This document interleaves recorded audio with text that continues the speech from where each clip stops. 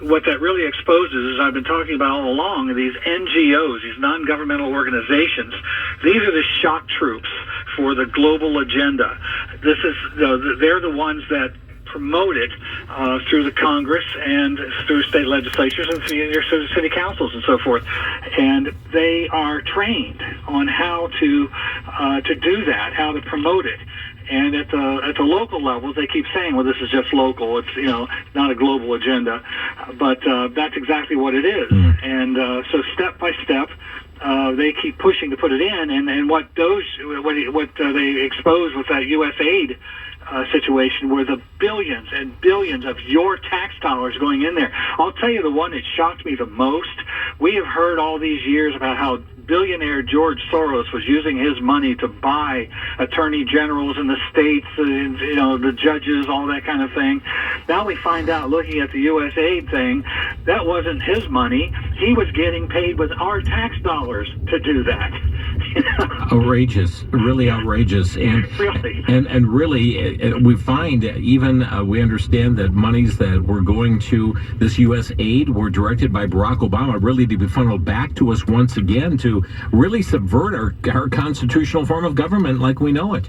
Absolutely. I mean, Barack Obama was one of the worst things that ever happened to this country, and destroying our judicial system and setting all these things up so that they could keep moving forward without votes of the people. This is what we've been up against all along. So what Doge, is really being effective is doing is exposing these things. And I've jokingly said the tin foil's fallen off of my head like confetti. Yes, right? yes. Oh my! Well, Tom, you mentioned just a bit ago about this meeting last October in San Francisco for this Urban Transformation Summit, and I'd like you to introduce our listeners because this agenda is not silent. Maybe sidetracked for a bit, may take a little detour, but the agenda stays focused on what it's seeking to accomplish. And I'd like you to introduce our listeners to America 2050: New Strategies for Regional Economic Development. What exactly is this? Who's the driving force behind it? The driving force behind it is an NGO out of New York called the Regional Plan Association, or RPA, and there's another partner they have in it, Lincoln Institute of Land Policy. And the idea here is they've created what they call mega regions. I've talked for a long time about regionalism and how this operates. Right now, all across the country, you have regional councils that are filled with non-elected, appointed people on it. Now, sometimes they'll have elected city councilmen or county commissioners or whatever on there, but they weren't elected to that. And these regional councils will, they'll represent like 15 different counties. And what they've been doing all along is they set up a one-size-fits-all policy in all of those counties. I mean, they may stretch clear across your state, and every community has a different atmosphere, a different way of looking at things. But these guys make it all one size fits all, and they will apply for grants from HUD, the EPA, the Transportation Department, and they will get these grants, and all of the communities under that in those counties are subject to the rules and regulations that come with that. So this is the poison that they use to move these policies into place. And now we have what this RPA is doing is what they call mega regions. They're reaching out clear across the country and setting up where they have really focusing on the large cities: Chicago, Los Angeles, Washington D.C., Atlanta, all over the country. And around there, they have, they're focusing on putting all these, ruling what's happening there all together. They say this is where, 75% or more of the nation's population is. And I think it's really interesting as you look at this, when we've been fighting the whole smart growth plan, and we've talked about this many times, and they're always pushing people off the rural areas into the cities. Yes. And, you've seen the map, the election map, but instead of it being blue states, it's just blue cities there. Mm-hmm. But those cities are where the majority of the population is. And you can see the tactic, you can see the goal is getting us into those cities, those mega cities, where they can control your transportation, where you go, your energy that you use in your own home, the way you live, not single-family neighborhoods, but stack and pack. All of that is centered in those major cities, and that is what this Agenda 20, or America 2050 is designed to do, is build those mega regions all over the country. So now you look at it, we're hearing all the time about how the Democrats have no plan. They are just jibber jabbering all over, and in chaos and don't know what they're doing. But here is a force that's moving step by step to create these regions. On the local level. I understand they've developed, is it 11 mega regions, kind of divided the country up into 11 regions? Yes, basically that's what they've done. So each region then has their whole own hub, which is usually a major city, an urban area that becomes the hub for that whole mega region then? Pretty much, yeah. Mm-hmm. Yeah, and you've got, in some of the more rural areas, you have mega regions like the Great Lakes mega region, and that extends into parts of Canada, which is interesting. Wow. And you have the Rocky Mountain mega region, and it goes between Colorado and Wyoming. So, they've got those areas covered as well. To do the same thing. I'm almost hearing some vibes from the European Union. Is there any similarity? In their own words, the RPA said in their reports that its focus is the development of a national growth strategy based on the the European Union. Wow. But the North American Union, that is. That's, as you talk about these regions moving into Canada, and there are some that are moving toward into Mexico, there you go, yes. Yeah, and what we saw under George W. Bush administration, and exposed and stopped at that particular point, though the desires and the hopes and the how-tos still are pushing for that to take place. Yes, they are, absolutely. Because the global agenda, and this is what's key to all of this, we have to keep understanding there is an agenda. All these policies we're talking about are not just a bunch of mixed things of some misguided politicians. This is an agenda.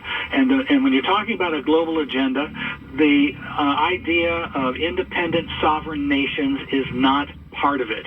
That is a danger to them. That's one reason they hate Trump, because it make America great again, make our country sovereign and independent. And so, this is the target of that. And all these policies, when you see all of this massive illegal immigration, what is behind that? What's about that? That is one of the tools used to destroy the culture of an independent nation and make it all just diversity and it's get rid of those sovereign borders. Mm-hmm. And again, all part of the globalist agenda, friends. And again, they're though sidetracked for just a bit, it does not relent. It continues to propel forward for this globalistic agenda, but really taking things, establishing these mega regions throughout these United States, 11 mega regions, and all for that common goal, Tom. It is, and what they're selling it to the people there. Oh, this is just local. Yeah. And and they're doing the same local thing in every region. Exactly. Yeah. You can take the exact same language, the policies and everything, but when you're looking at what the thing that concerns me the most about this is. I want to tell you after this. Oh, sure.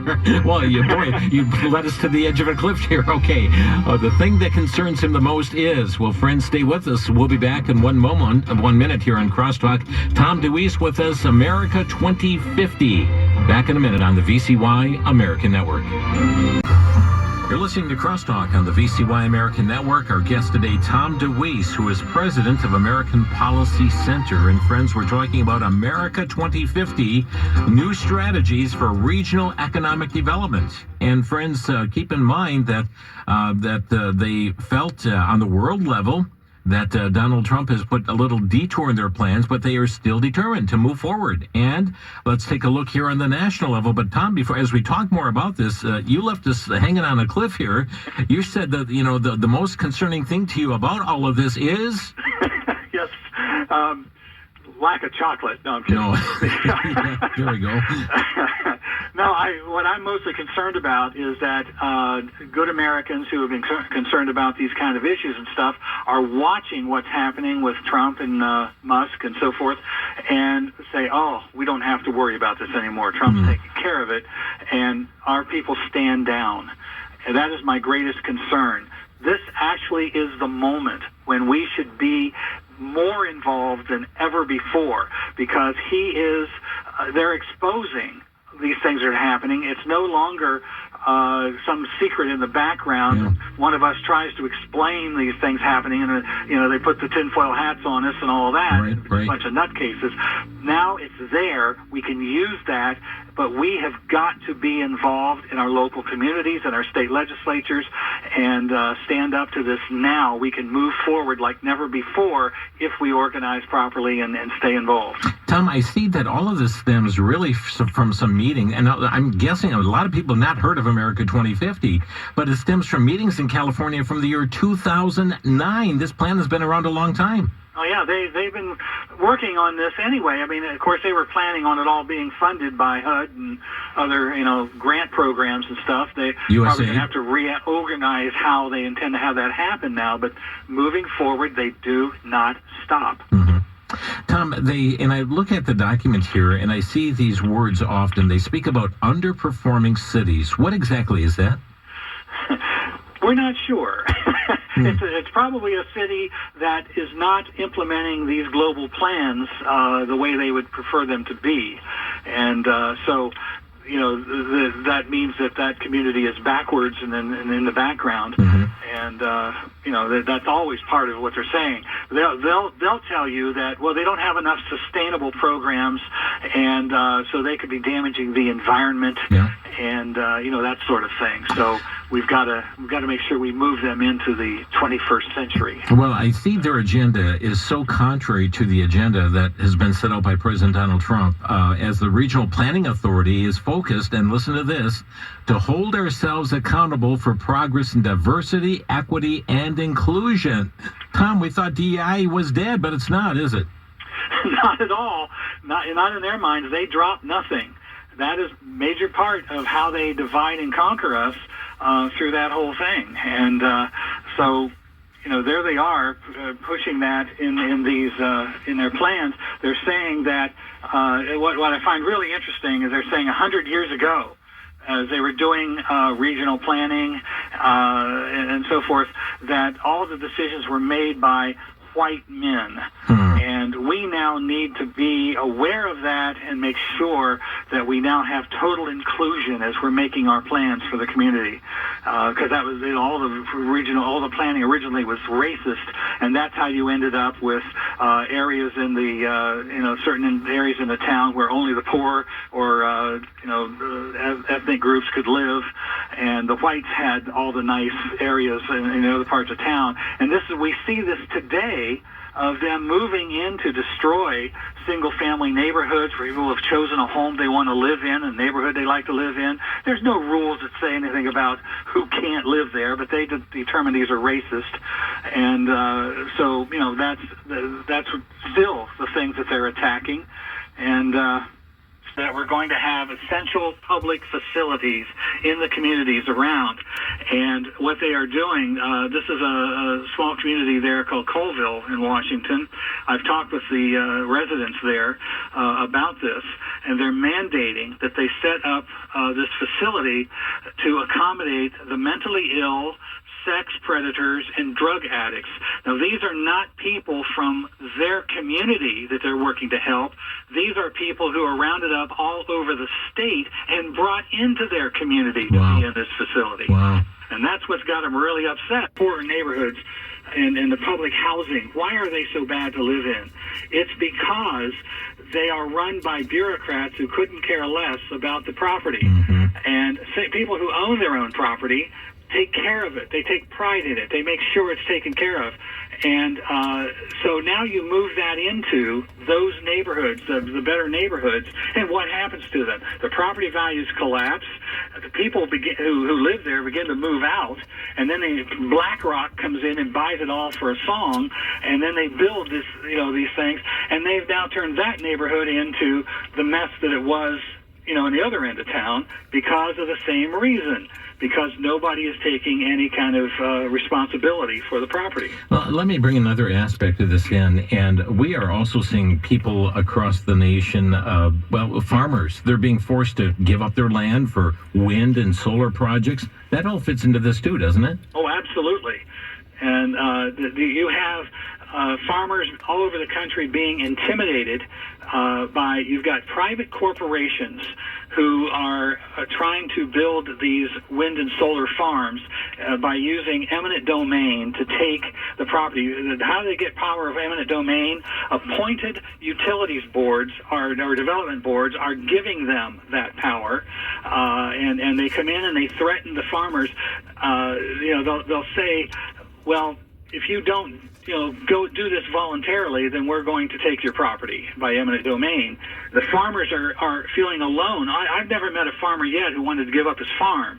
He just wants to work, just wants to do that. But now they're intimidated by these powerful forces that are coming in, and they're covering the land. They are telling them where they're going to put it. It's not the farmer's choice of where they're going to put these things. And now you've seen those maps, those photographs of the solar panels, for example, that go on as far as the eye can see. Yeah. Thousands and thousands of them. They are now finding that when you have that kind of coverage with this artificial material, it is changing the atmosphere over that area. It is causing warming. The very thing we're told is being used to stop global warming is causing warming. Yeah. And so Stack and Pack does the same thing. I mean, urban areas rise with heat, with all the concrete that's around, and that's part of this as well. Tom DeWeese is with us here today on Crosstalk. Friends, be ready to jot down a website. Tom is actually coming to the Upper Midwest for a speaking tour. We'll tell you about that as well. You're listening to Crosstalk on the VCY American Network. You're listening to Crosstalk on the VCY American Network. Tom DeWeese with us today. He is president of American Policy Center, and we're discussing America 2050. It is new strategies for regional economic development. And friends, today Tom is here exposing the agenda. Also, we'll be getting into what can be done concerning this. But let me just mention this. Tom is, we learned, is coming to the Upper Midwest and speaking on a tour this next week. Matter of fact, coming in on Monday, he's going to be joining us on TV 30's In Focus program. So all of you can have access to the program not only over the air for those in Southeast Wisconsin at WVCY Channel 30, but we also put this out over VCY.TV. You can pick it up no matter where you are in the country, VCY.TV.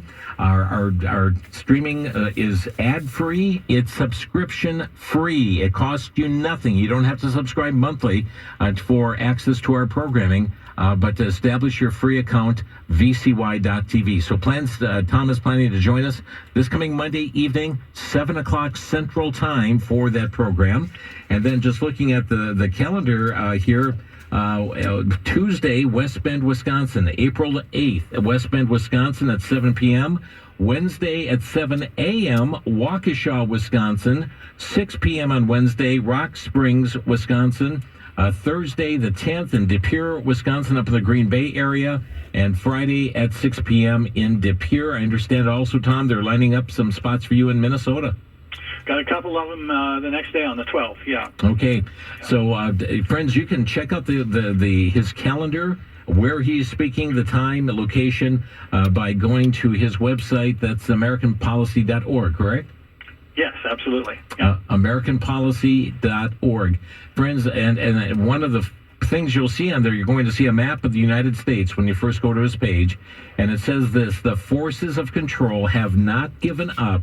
They have a plan. And Tom, that plan is what they are seeking to carry out, whether there's a Donald Trump or not.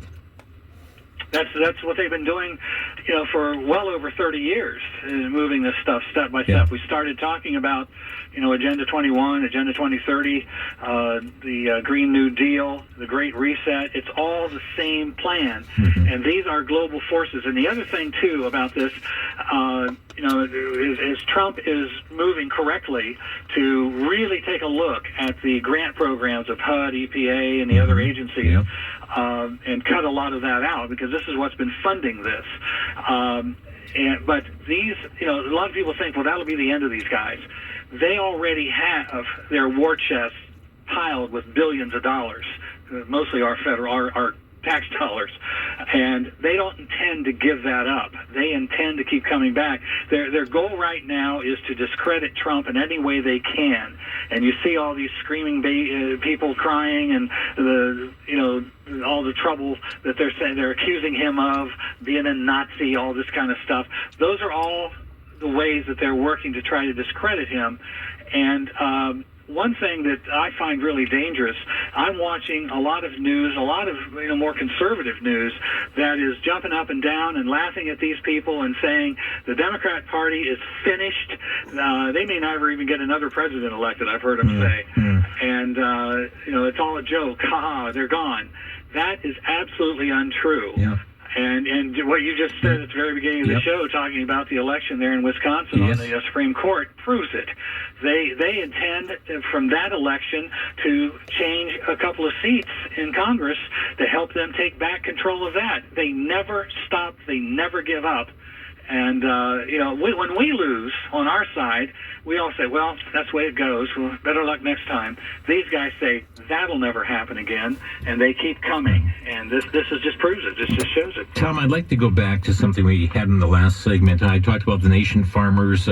They're being forced to give up their land for wind and solar projects. And Sandy, our researcher here, just found an article from Slay News, reported that the U.S. National Oceanic and Atmospheric Administration, NOAA, is urging a crackdown on home cooking over claims that cooked food is causing too much ozone production.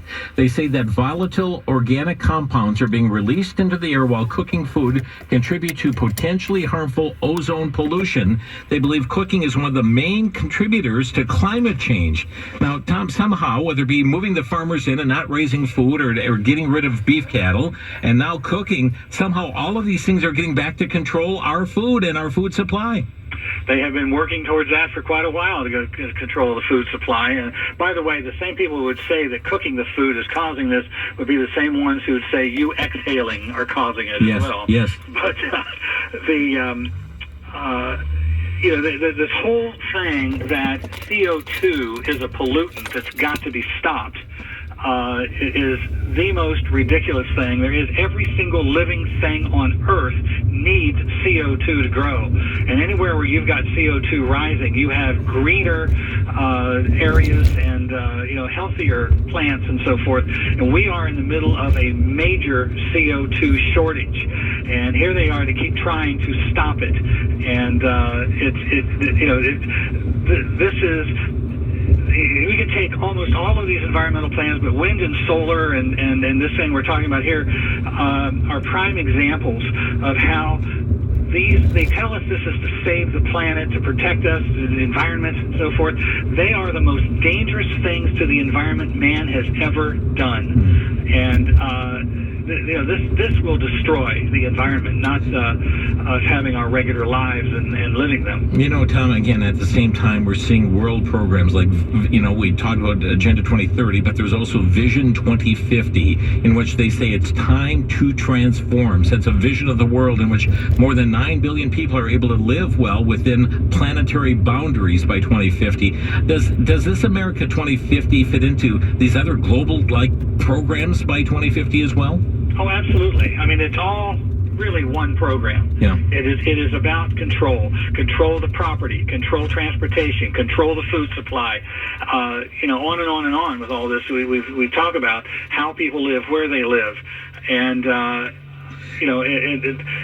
The other thing, too, and this is something that, as I've worked on this for over 35 years, I never talked about much. I knew it existed, but I didn't talk about it much because I thought it was just so radical that nobody'd listen. But population control has been a major part of this. And there have been debates. There are some environmental groups that think the Earth can only support about 250 million people. They settled on 1 billion. That's the compromise coming out of the UN. So there's, 7 billion to have to go? Wow. And, this is the insanity of these people. Well, Tom, you are focused, and American your center, their American Policy Center, is focused on really exposing this and putting out some stop sticks to their plan. How can individuals get engaged? Well, first of all, we have several materials on our website at AmericanPolicy.org. The main thing we have is our handbook, Local Activist Handbook. I coined the term a few years ago, building a freedom pod in your community. The idea is that you focus in your community. The one thing we find are that your elected officials are surrounded by these NGOs. There could be 40 or 50 or even 100 of these organizations in there pushing these policies, surrounding them, bringing money in, everything. And we aren't there. They don't hear from us. Then one of us walks in and says something about a program, and these NGOs are whispering in their ears, the guy's nuts, don't pay attention to him. So we have to change that. And yes, it's true that these NGOs have billions of dollars, and they pay their people to be full-time to be there, and our people are voluntary, and they're trying to live their lives. But this is your life that's being affected here, and we have got to be involved. And we are teaching people how to organize. What I really advocate is if you get 10 or 15 people that can put together a permanent infrastructure, doing research, having 3 or 4 people that go to every single public meeting and just listen, find out what's going on, who the perpetrators are, and begin to organize and get your spokesman so that not just go in and scream at your elected officials, but bring them a very reasoned argument as to why what they're doing is wrong. Expose who these NGOs are. They have a record. They're all over the country, step by step. And the other thing, too, is when you see a neighborhood that's about to be attacked by these programs, go into the people who live there. They're the coming victims. Tell them what's going to happen. That's how you can begin to build your movement. And but we've got to be involved. And this can be, I work on property rights protection because I learned a long time ago that sustainable development is an absolute destructor of private property rights. If you have property rights protected in your community, they can't put sustainable programs in place the way they want to. But there are other issues that people are, concerned about. There's what's going on in the schools. The activities that I advocate can be used on school boards. So, but you've got to be there. That's the key to it. Yeah. Friends, I'm opening our phone lines. Our number to crosstalk is 800-733-9829. To speak with Tom DeWeese, your questions or brief comments, 800-733-9829. Again, his website is AmericanPolicy.org. AmericanPolicy.org. You'll find a lot of helpful information there, and included is, if you look right at the top of his page, when you go there, you'll see what's called the latest. The forces of control have not given up. They have a plan. It's important to first become informed as to what is taking place so that you can respond and know what to be on the alert for. Again, Tom, sometimes when one will talk to a local public official and say, no, this is no part of, not any master plan, just something we're doing here on a local level, and we'll be in total control over all this. Nothing could be further from the truth when we see this same thing being incorporated in all these other regions across the country. Yeah, you're right. We run into that constantly, where we try to ask questions like that of elected officials, and they look at us with a blank look. Mm-hmm. Have an activist in Minnesota. A community was planning to. They were going to hold a public meeting on. They already had one solar farm in the community, and they were planning to put a second one together. And I gave him a question to ask, and he walked in and he asked the question. He said, we already have one solar farm in the community. What's been the benefit to the community, to that solar farm? Not one member of the council could answer that question. Wow. And we find this all the time on these kinds of things. They are absolutely targeted and brainwashed, for better word, use of a better word, but of these NGOs are bringing them all this in, and you will hear your elected officials look at you and say, well, that's just the way it's done now.